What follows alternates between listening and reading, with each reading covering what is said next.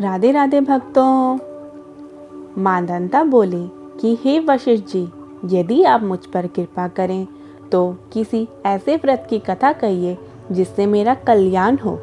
महिषी वशिष्ठ जी बोले कि हे राजन, सब व्रतों से उत्तम और अंत में मोक्ष देने वाली आमल की एकादशी के व्रत का मैं वर्णन करता हूँ। यह एकादशी फागुन माह के शुक्ल पक्ष में होती है।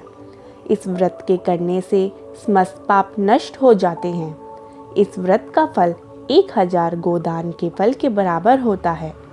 अब मैं आपसे एक पौराणिक कथा कहता हूँ, आप ध्यानपूर्वक सुनिए। आमल की एकादशी की व्रत की कथा कुछ इस प्रकार है। एक वेदिश नाम का नगर था, जिसमें ब्राह्मण, क्षत्रिय, वैश्य और शूद्र चारों वर्ण आनंद सहित रहते थे। उस नगर में सदैव वेद ध्वनि गूंजा करती थी तथा पापी, दुराचारी तथा नास्तिक उस नगर में कोई नहीं था।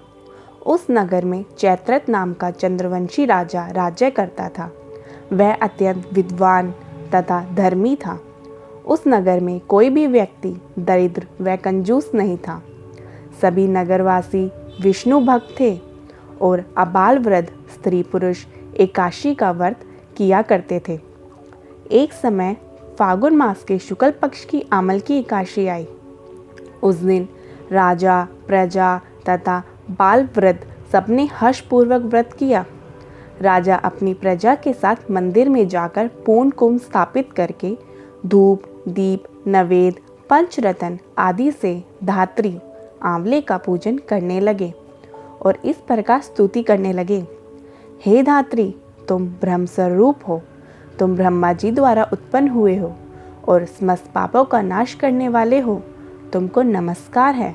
अब तुम मेरा अर्घ्य स्वीकार करो।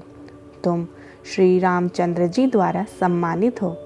मैं आपकी प्रार्थना करता हूँ, अतः आप मेरे समस्त पापों का नाश करो। उस मंदिर में सबने रात्रि को जागरण किया। रात के समय वहाँ एक बहेलिया आया जो अत्यंत पापी और दुराचारी था। वह अपने कुटुंब का पालन जीव हत्या करके किया करता था। भूख और प्यास से अत्यंत व्याकुल वह बहेलिया इस जागरण को देखने के लिए मंदिर के एक कोने में बैठ गया और विष्णु भगवान तथा एकादशी का महात्म्य की कथा सुनने लगा। इस प्रकार अन्य मनुष्यों की भांति उसने भी सारी रात जागरण बिता दी। प्रातःकाल होते ही सब लोग अपने घर चले गए तो बहेलिया भी अपने घर चला गया। घर जाकर उसने भोजन किया। कुछ समय बीतने के पश्चात उस बहेलिये की मृत्यु हो गई। मगर उस आमल की एकादशी का व्रत तथा जागरण से उसने राजा विदुरथ के घर जन्म लिया और उसका नाम वसुरथ रखा गया। युवा होने पर वह चतुरांगनी सेना सहित तथा धन धान्य से युक्त होकर 10,000 ग्रामों का पालन करने लगा। वह तेज में सूर्य के समान, कांति में चंद्रमा के समान, वीरता में भगवान विष्णु के समान और क्षमा में पृथ्वी के समान था। वह अत्यंत धार्मिक, सत्यवादी, कर्मवीर और विष्णु भक्त था। वह प्रजा का समान भाव से पालन करता था। दान देना उसका नित्य कर्तव्य था। एक दिन राजा शिकार खेलने के लिए गया। देवयोग से वह मार्ग भूल गया और दिशा ज्ञान न रहने के कारण उसी वन में एक वृक्ष के नीचे सो गया। थोड़ी देर बाद पहाड़ी मलेच्छ वहां पर आ गए और राजा को अकेला देखकर मारो मारो शब्द करते हुए राजा की ओर दौड़े। मलेच्छ कहने लगे कि इसी दुष्ट राजा ने हमारे माता पिता, पुत्र, पौत्र आदि अनेक संबंधियों को मारा है तथा देश से निकाल दिया है, अतः इसको अवश्य मारना चाहिए। ऐसा कहकर वह मलेच्छ उस राजा को मारने दौड़े और अनेक प्रकार के अस्त्र शस्त्र उसके ऊपर फेंके।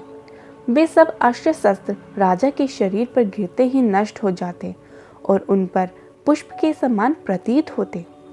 अब उन मलेच्छों के अस्त्र शस्त्र उल्टा उन्हीं पर प्रहार करने लगे, जिससे वे मूर्छित होकर गिरने लगे। उसी समय राजा के शरीर से एक दिव्य स्त्री उत्पन्न हुई।